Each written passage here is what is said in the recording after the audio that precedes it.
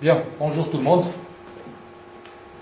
Nous continuons aujourd'hui sur notre dernière partie du grand chapitre de l'entraînement physique par la dernière rubrique, bien le deuxième volet, le deuxième grand volet, le sous-chapitre des qualités de coordination et d'adresse. D'abord, il faudrait rappeler la structure générale du contenu de l'entraînement sportif, comme nous l'avons vu au départ, initialement. Donc nous avons bien vu que l'entraînement sportif se structure ou se présente sous 4 aspects: l'entraînement psychologique, l'entraînement tactique, l'entraînement technique et l'entraînement physique.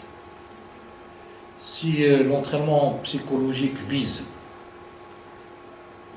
à rassembler ou bien à créer les conditions motivationnelles pour l'entraînement quotidien, et surtout pour la réalisation de haute performance. L'entraînement tactique, par contre, nous l'avons défini comme étant le comportement de l'athlète en fonction de ses propres capacités et des capacités de son adversaire, et surtout des conditions du milieu de déroulement de la compétition. Donc l'entraînement tactique vise à développer ces comportements.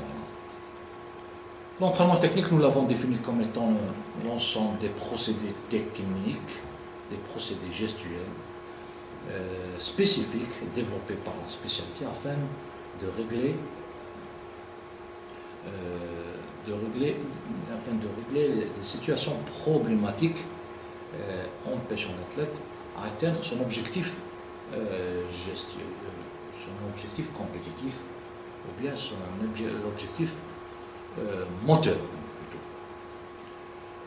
L'entraînement physique, nous l'avons défini comme étant le développement de l'ensemble des capacités de conditions physiques que nous avons précisé en nombre de 3, la force, la vitesse, l'endurance, et l'ensemble des capacités de coordination, combinaison, motrice, équilibre, analyse, orientation, réaction, rythmicité, que nous allons traiter aujourd'hui. Entre ces deux volets, entre ces deux sous-volets, sous-aspects de l'entraînement physique, c'est-à-dire la capacité de coordination et la capacité de condition physique, nous avons vu au dernier cours précédent la souplesse qui est classée entre ces deux volets, n'étant pas un processus purement énergétique et n'étant pas un processus purement neuromusculaire. Donc les auteurs et les spécialistes le mettent à part entière mais faisant partie de l'entraînement physique global. Voici donc un petit rappel de la structure générale pour nous permettre de nous situer. Donc aujourd'hui, on se situe sur les capacités, le deuxième grand volet de l'entraînement, à savoir les capacités de coordination que nous allons voir en bloc. 7 qualités. Ici, on n'en voit que 6. Il manque la réadaptation, la réaction et l'adaptation motrice. Donc, nous avons la rythmicité, la réaction, l'orientation, l'analyse, l'équilibre, la combinaison. Bien. Alors, les qualités de coordination et d'adresse. Généralité. Donc, généralement, l'adresse, l'agilité sont considérés comme étant le terme, le concept adresse, le terme adresse et agilité sont considérés comme étant des synonymes de la coordination. Alors, les capacités de coordination sont déterminées par des processus de contrôle et de régulation nerveuse tels que nous venons de le dire, contrairement aux capacités de conditions physiques qui sont, eux, surtout déterminés par des processus énergétiques. L'âge favorable à l'amélioration des capacités coordinatives est situé entre 7 ans et la puberté, bien entendu, avec des petites fluctuations concernant les filles et les garçons. c'est le type. Alors, c'est le type d'entraînement. C'est le type d'entraînement suivi qui détermine le rythme plus ou moins rapide auquel les facultés de coordination s'améliorent ou se détériorent. C'est valable pour tous les aspects de l'entraînement. D'après les études, la plupart du temps, les différentes composantes partielles ne sont pas corrélées entre elles. Donc les 7, nous allons voir que les capacités de coordination sont distinguées en 7 capacités différentes et il a été prouvé que contrairement aux capacités de condition physique, que l'ensemble de ces capacités coordinatives ne sont pas liées entre elles. Alors que la force, l'endurance et la vitesse, comme nous l'avons vu, sont interdépendantes mais interconnectées. Et qu'il y a des capacités combinées qui se créent entre elles, tellement ces capacités de condition physique sont interdépendantes. La capacité de coordination ne peut donc être améliorée qu'à la condition que chacune des composantes individuelles soit développée systématiquement et efficacement, comme c'est le cas pour les différents facteurs de condition physique. Donc, globalement, les capacités de coordination, on ne peut dire que la coordination est bien développée que si l'ensemble des capacités, des composantes de la coordination sont bien développées, sont suffisamment développées, bien entendu, avec des spécificités en fonction des disciplines, avec des priorités et des concentrations sur une ou l'autre de ces composantes en fonction des disciplines. Il ne faut pas confondre capacité de coordination et habilité. Alors, il y a une petite erreur dans la formulation de la phrase. Alors que l'habilité se rapporte à des actes moteurs concrets, consolidés et partiellement automatisés, la capacité de coordination représente la condition générale fondamentale à la base de toute action gestuelle. Donc, petite confusion à éviter, la coordination n'est pas l'habilité motrice, l'habilité technique ou l'habilité motrice n'est pas la coordination motrice. La coordination aussi est une condition pour l'habilité technique qui, elle, se base en plus de la coordination sur les capacités de condition physique. Quand nous allons voir en détail tout à l'heure. Nous allons voir en détail tout ça. Essayons de faire une définition schématisée de la capacité de coordination. Donc, la capacité de coordination, c'est la capacité de réaliser des mouvements sportifs avec un maximum de contrôle de ces paramètres spatio-temporels, une maîtrise de l'espace et du temps, un geste qui est fait dans les temps et avec l'amplitude et dans l'espace et dans le bon rapport avec les dimensions spatiales, en plus avec un minimum de coût énergétique et considéré comme étant un geste coordonné. Donc la coordination, c'est un maximum de contrôle des paramètres spatio-temporels du geste plus un minimum de coût énergétique. Voici ce qui désigne un geste bien coordonné. Importance. Nous avons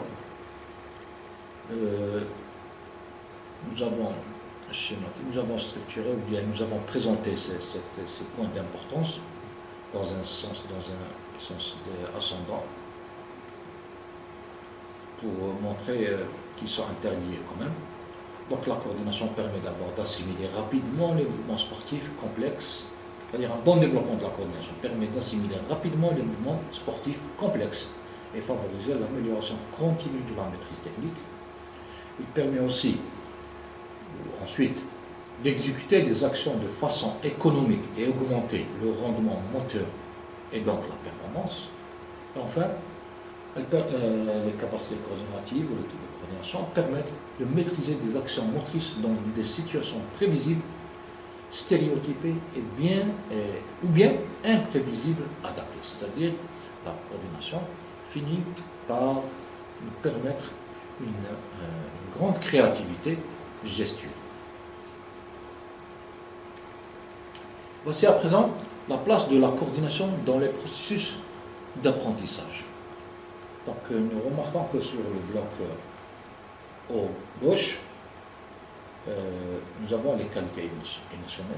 Donc tout geste, toute action motrice, toute action sportive, la nécessité de participation des qualités émotionnelles,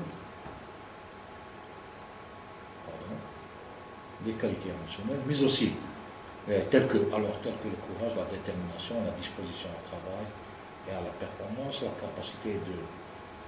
capacité de s'enthousiasmer et de se mobiliser. À droite, en haut, nous avons les capacités de condition physique que dont nous avons longuement parlé, la force, la vitesse, l'endurance et la souplesse.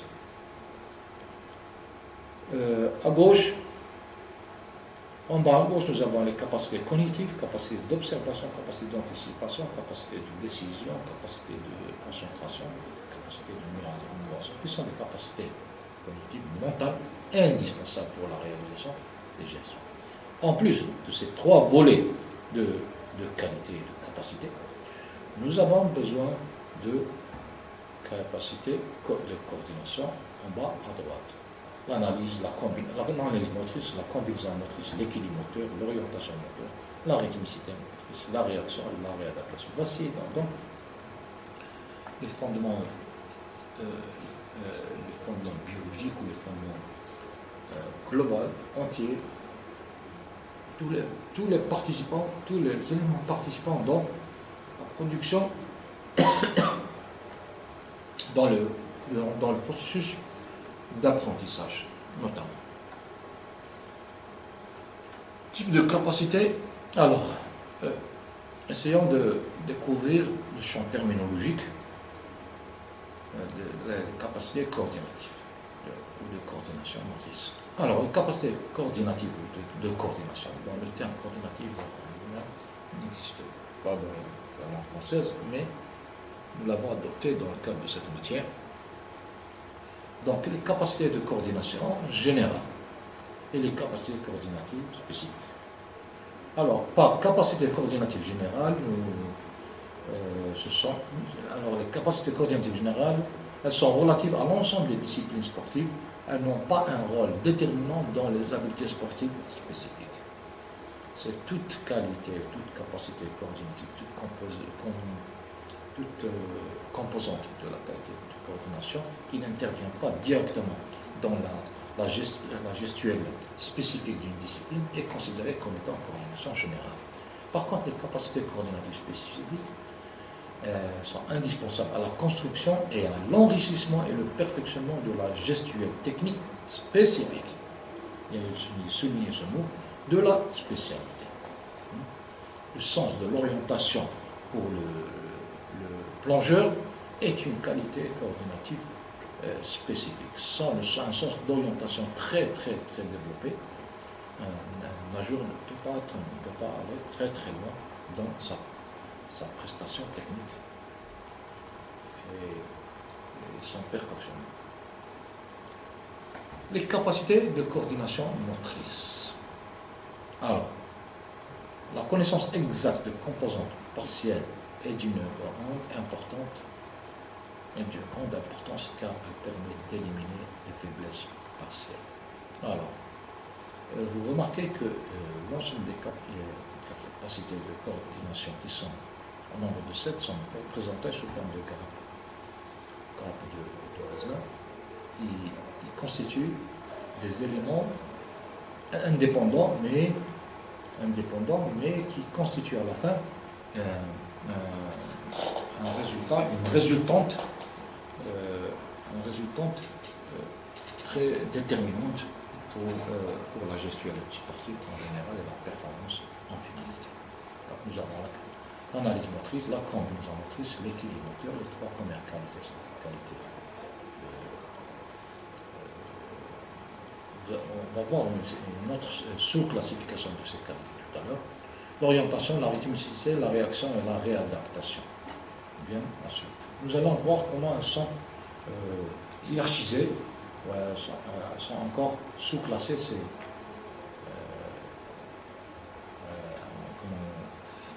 appelle ça un classement, un hyperclassement de cet ensemble de capacités pour une meilleure compréhension. Le voici. Donc, composants de la coordination ou les capacités de coordination.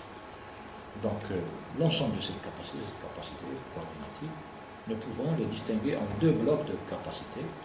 Nous avons les capacités de contrôle envers et les capacités de régulation et d'adaptation.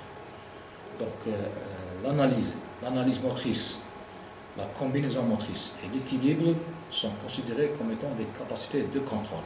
Par contre, la capacité d'orientation, la rythmicité motrice et la réaction motrice et la réadaptation sont considérées comme étant des capacités de régulation et d'adaptation. Et tout, l'ensemble de ces outils, l'ensemble de ces deux blocs d'outils donne ce qu'on appelle, l'ensemble de ces deux blocs de capacités donne les outils d'apprentissage moteur. Forment les outils d'apprentissage moteur qui sont des capacités de contrôle et des capacités de régulation et d'adaptation.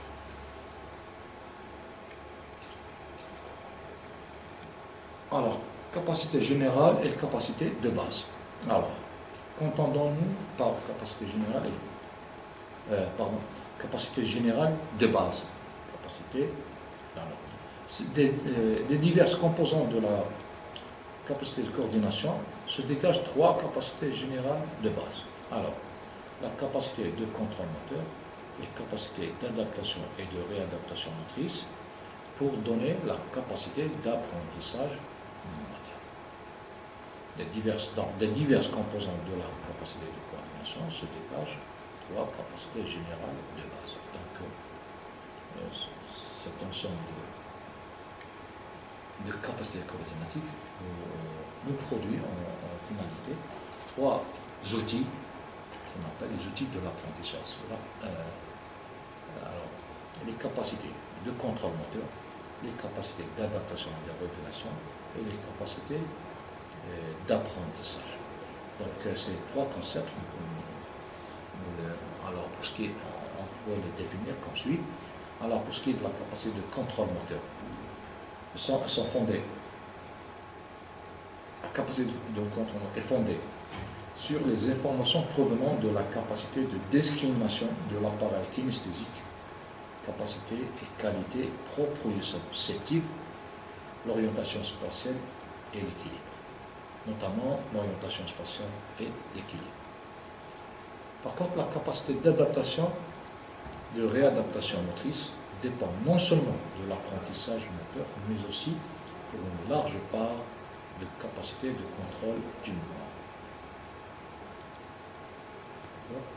Enfin, la capacité d'apprentissage moteur repose avant tout sur la capacité de la réception de l'information, de son traitement et de son stockage.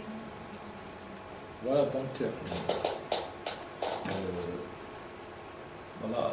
à quoi ce que les trois blocs de capacités que nous procurent un bon développement des capacités basiques, des capacités de base, capacités coordinatives de base, donne naissance ou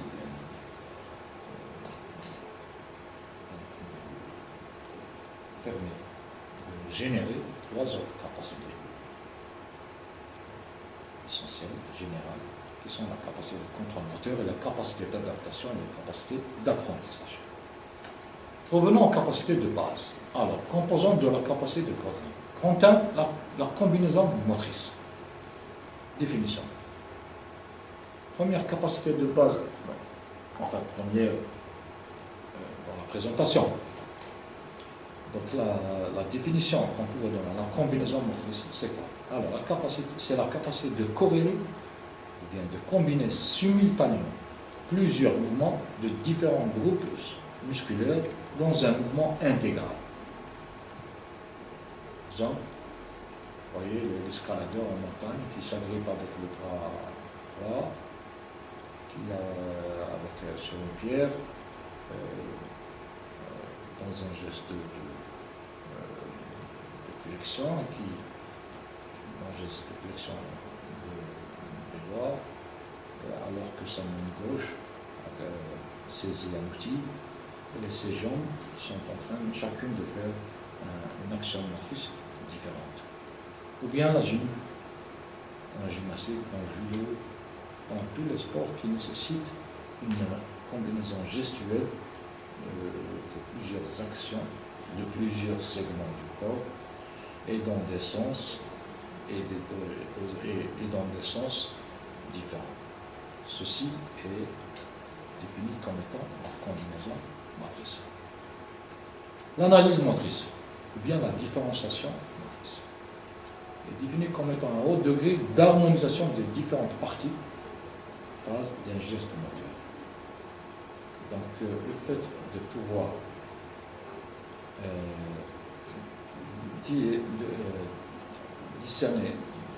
discerner entre les différentes phases d'un geste et savoir les doser, harmoniser le dosage de ces différentes phases est défini comme étant la capacité de différenciation ou bien la capacité d'analyse.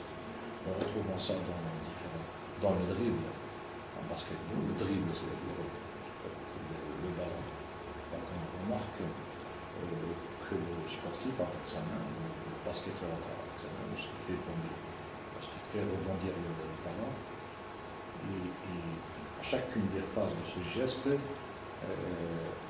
chacune des phases de ce geste est dosée en matière de force, d'élévation et de vitesse différemment par rapport à la phase suivante. La passe sur le football, la passe sur la touche de balle, en volleyball, en handball, tout ce qui est geste précis, en escrime aussi, surtout, cette capacité est très développée.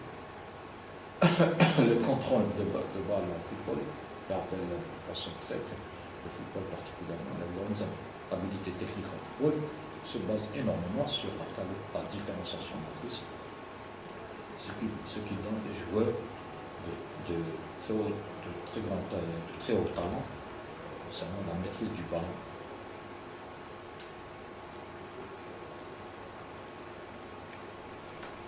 Pour ce qui est de l'équilibre monétaire, donc nous sommes toujours dans le premier bloc des capacités que nous avons appelées capacités de contrôle. Donc la combinaison motrice, l'analyse motrice de l'équilibre, ce sont des capacités de contrôle. C'est quoi l'équilibre? L'équilibre, c'est tout simplement la capacité de maintenir ou de rétablir une position d'équilibre en situation statique ou en déplacement. On retrouve cette capacité surtout sur la poutre en gymnastique, sur la grille de poutre en gymnastique, le kayak, fait appel à la voile, mais aussi dans les sports de combat, des trucs tels que le judo, la lutte, etc. Mais aussi dans tous les sports, parce que l'équilibre, le sportif en général est appelé à garder son équilibre constant, soit de façon statique, soit de façon dynamique, soit en position statique, soit en position dynamique, sur un déplacement. L'orientation, c'est dans l'espace, l'orientation motrice, c'est dans l'espace et dans le temps bien entendu. Alors, c'est la capacité de déterminer et de modifier la position du corps dans l'espace et de son évolution dynamique par rapport au temps. Donc, il y a de positionner, d'orienter son corps dans l'espace et dans le temps. Alors, le plongeon, le smash, le détente, frappe, tête, etc. en football, tout ça, ce sont des gestes, des disciplines, des gestes, et bien d'autres, qui font appel énormément au sens de l'orientation. J'ai dit, pour le plongeon, le sens de l'orientation pour le plongeur est une capacité de coordination déterminante.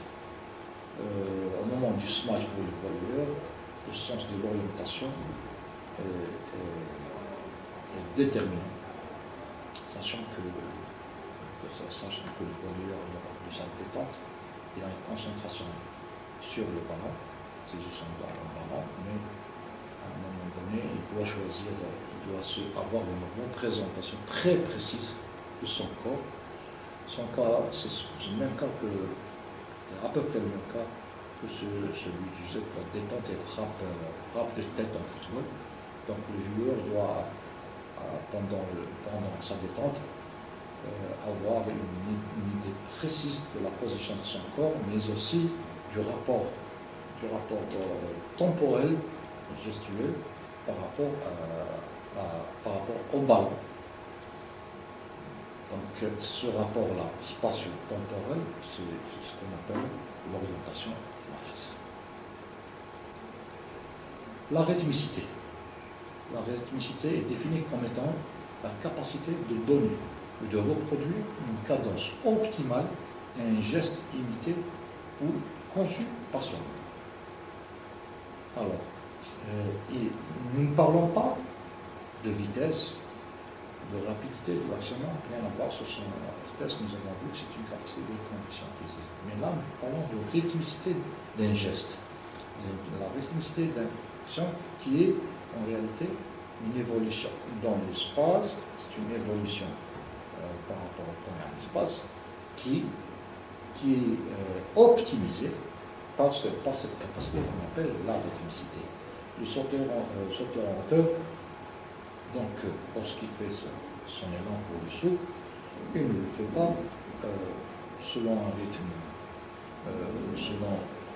il n'essaie pas de le faire le plus vite possible ou bien d'aller le plus vite possible, mais il existe une rythmicité bien ajustée,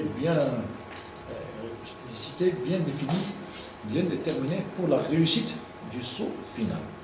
Nous remarquons que le geste va selon une première phase lente, ensuite qui s'accélère à un moment donné, sans pour autant que ce soit de la vitesse, mais c'est une évolution dans le temps, dans l'espace, très définie.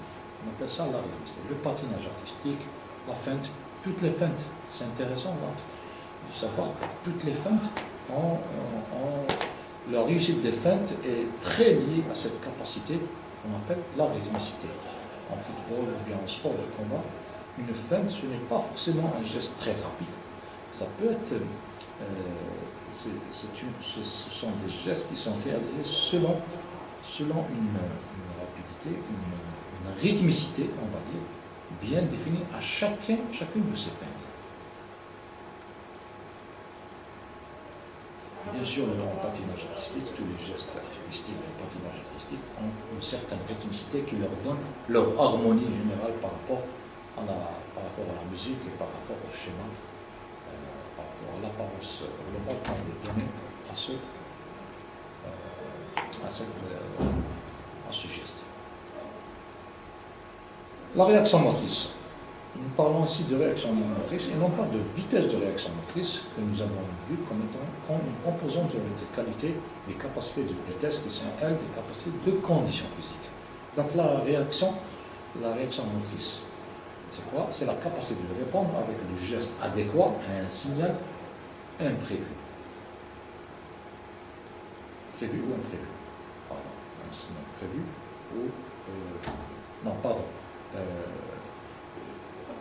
La vitesse de réaction, c'est la capacité de répondre très rapidement à un geste prévu ou imprévu. Par contre, la capacité de réaction, qui, elle, est une composante de la coordination, est définie comme étant la capacité de répondre avec le geste adéquat à un signal imprévu. Alors, les gardiens, les boxeurs, les sports de combat en général, mais aussi les sports collectifs, qui sont par rapport au ballon, la réactivité par rapport au ballon qui est un objet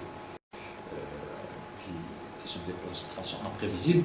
Donc, dans ces sports-là, contrairement au sport cyclique où cette capacité est très, très peu sollicitée, dans ces sports-là, dans ces activités, dans ce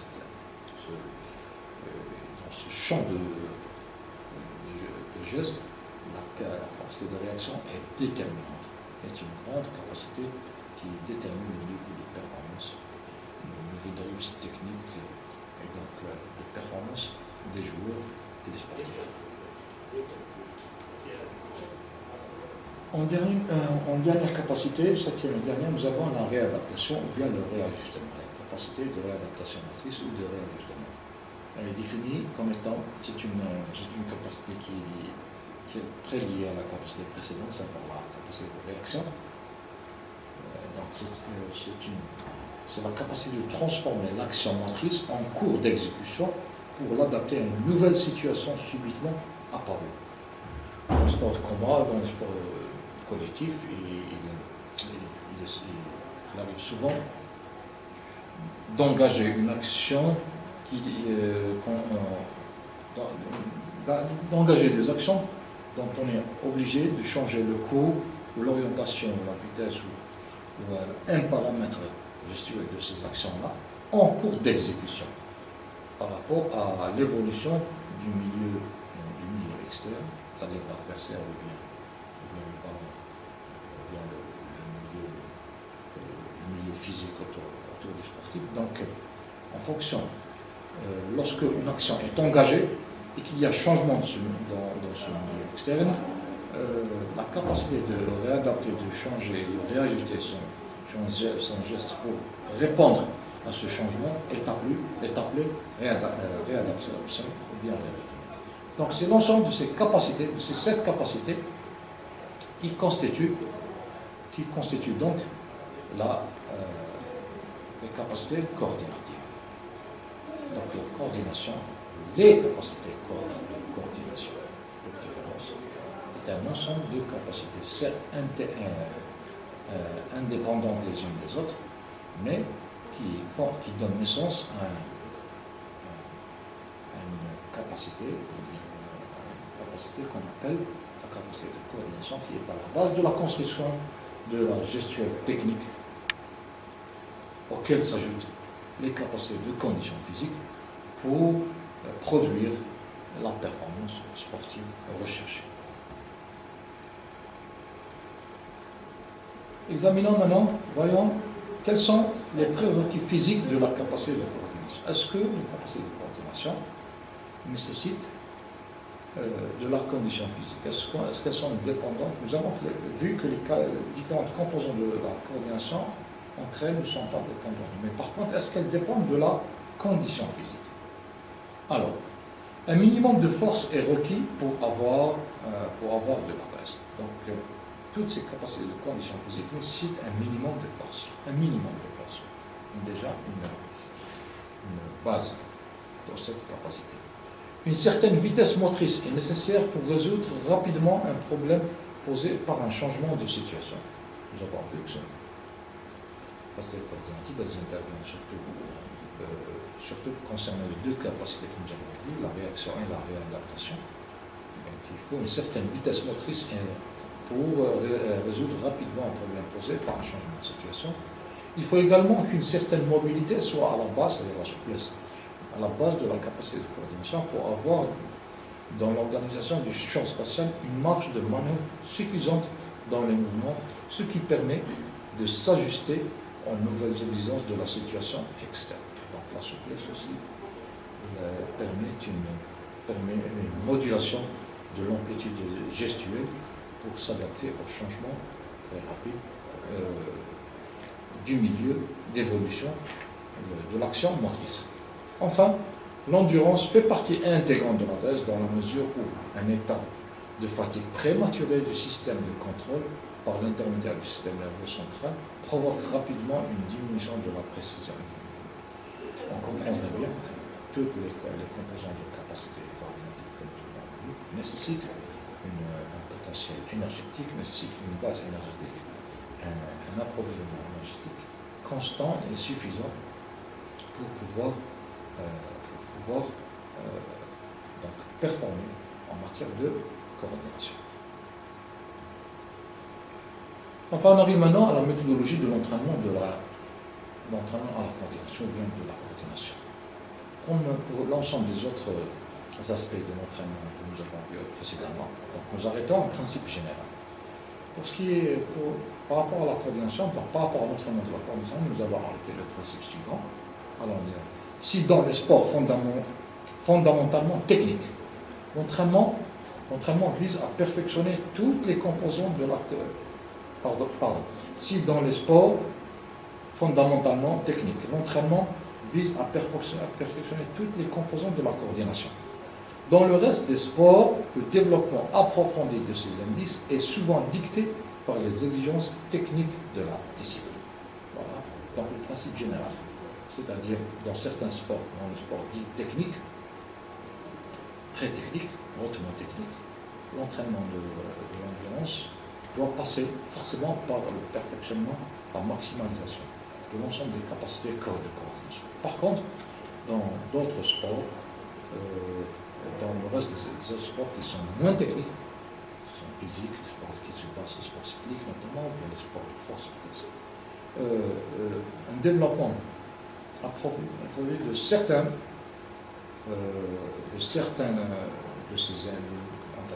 des composantes de coordination serait suffisant. Sans oublier, bien sûr, les autres.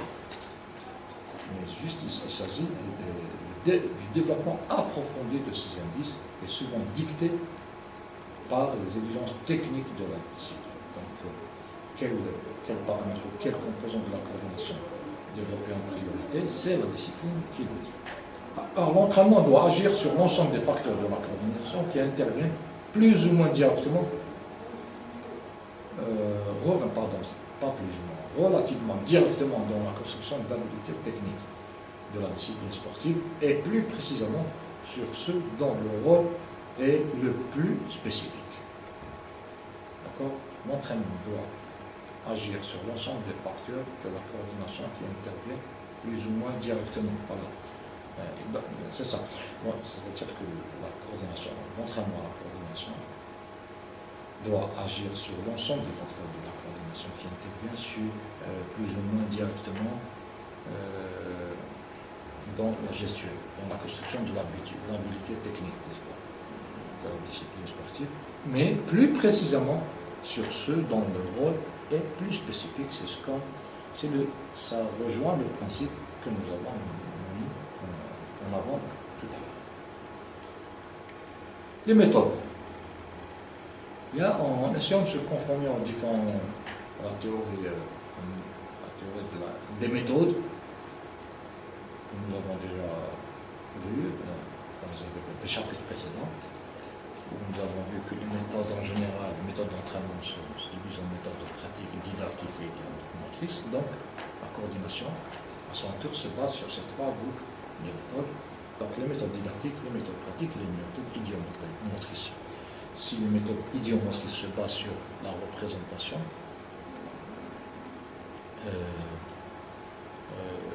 sachant que les méthodes idiomotrices font appel notamment à la représentation et à l'imagination.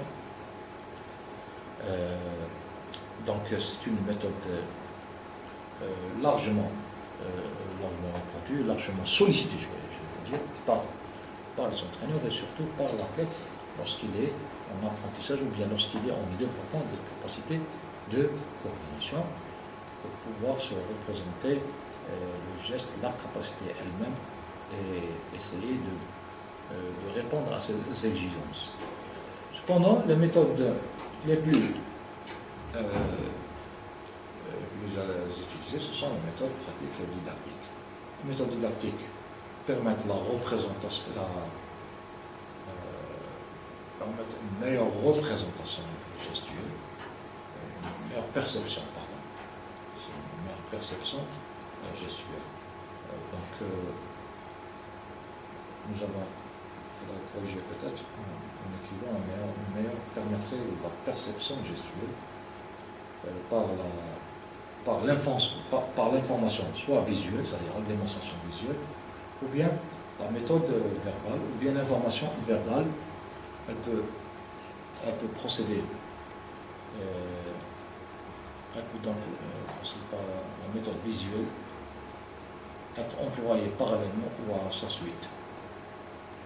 Elle peut précéder, la méthode verbale peut précéder la méthode visuelle, ou bien être employée parallèlement ou à sa suite. Donc, l'approche verbale, l'explication verbale, c'est ce qu'on appelle l'explication, la méthode d'apprentissage développement par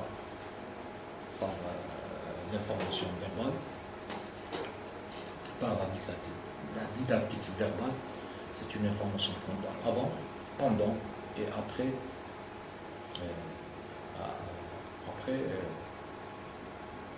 donc la démonstration verbale, visuelle. Dans tous les cas, elle précise et décrit le geste à exécuter. Donc la méthode verbale est là pour préciser et décrire le geste à exécuter dans le temps et dans l'espace. C'est pour ça. Donc la méthode verbale peut précéder ou bien accompagner ou bien intervenir après la démonstration visuelle. Donc voici les deux méthodes didactiques. Parallèlement et complémentairement et essentiellement, nous avons les méthodes pratiques. Méthodes qui se basent essentiellement sur une variation et sur les combinaisons d'exercices. Telles que par exemple variation de la position initiale. Exemple, départ en position couchée sur le ventre ou sur le dos. Lancer le disque avec une rotation complète, une rotation et demie, une rotation et 3/4. Variation. Alors ça, c'est les positions du départ couché sur le ventre, etc.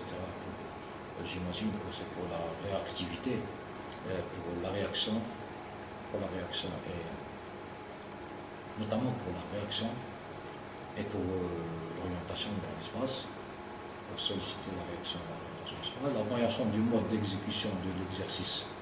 Exemple, exécution d'un exercice avec symétrie latérale opposée, aussi pour le sens de l'orientation, pour la combinaison motrice, aussi l'orientation motrice, pour développer l'orientation motrice, la coordination motrice, et même l'analyse, la différenciation motrice. Donc la symétrie latérale, l'exercice qui sont exécutés selon une symétrie différentielle, selon une symétrie opposée, et sont utiles. Variation de la dynamique du mouvement, exemple, exécution plus rapide ou plus lente grâce à des conditions rendues artificiellement plus faciles et plus difficiles. Lancer un javelot, un poids ou un disque de poids différent. Ça, c'est pour développer la différenciation aussi. Et même la rythmicité, grâce à changement de certains paramètres physiques du milieu externe, cela peut perturber la rythmicité et donc solliciter le développement de cette capacité. La variation de la structure spatiale du geste. Exemple, en diminuant les dimensions du terrain de jeu, on contraint les joueurs à effectuer des gestes plus précis dans un espace réduit. Voilà. Donc la réduction des espaces ou l'augmentation du nombre d'adversaires. Donc contraint les joueurs à solliciter les capacités coordinatives, notamment l'orientation dans l'espace, la combinaison motrice peut-être, et la rythmicité et la réactivité. La variation des conditions extérieures, exemple, jeu sur un support inhabituel, par vent violent, par temps pluvieux, au grand soleil, toutes ces difficultés rajoutées sollicitent directement les capacités coordinatives et améliorent leur développement.